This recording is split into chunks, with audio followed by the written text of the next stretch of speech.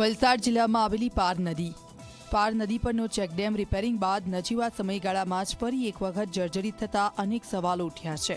ચાણવઈ ગામના વાડી ફળિયા નજીક પાણી સંગ્રહ કરવા માટેનો ચેકડેમ નદીના પાણીના પ્રવાહમાં ધોવાઈ ગયો અને ડેમમાંથી સળિયા બહાર આવી ગયા છે। સાથે એપ્રોનનો ભાગ પણ તૂટી અને ઘણી જગ્યાએ દિવાલ પણ તૂટી જવા પામી છે, જેથી ગ્રામજનોએ ડેમના રિપેરિંગ કામમાં ભ્રષ્ટાચાર આચરવામાં આવ્યા હોવાનો આરોપ લગાવ્યો છે।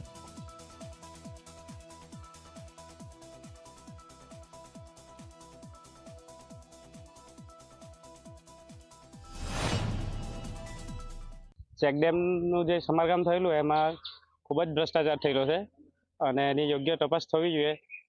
આ ચેકડેમ અમારા ગામ માટે બધા જે નોકરિયાત વર્ગ ખરો જીઆઈડીસીમાં જવાવાળો એના માટે જીવાદોરી સમાન છે અને એ ચેકડેમ જે ધોવાઈ ગયેલો છે એમાં સળિયા નીકળી આવેલા છે બહાર, એટલે ખૂબ જ અગવડતા થાય છે।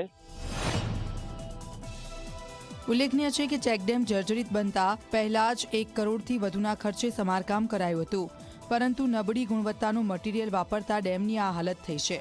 આ મુદ્દે તંત્રએ ડેમનું સમારકામ કરનાર એજન્સીને ફક્ત નોટિસ ફટકારીને સંતોષ માન્યો છે। હજી સુધી અધિકારીઓએ સ્થળ તપાસ પણ નથી કરી।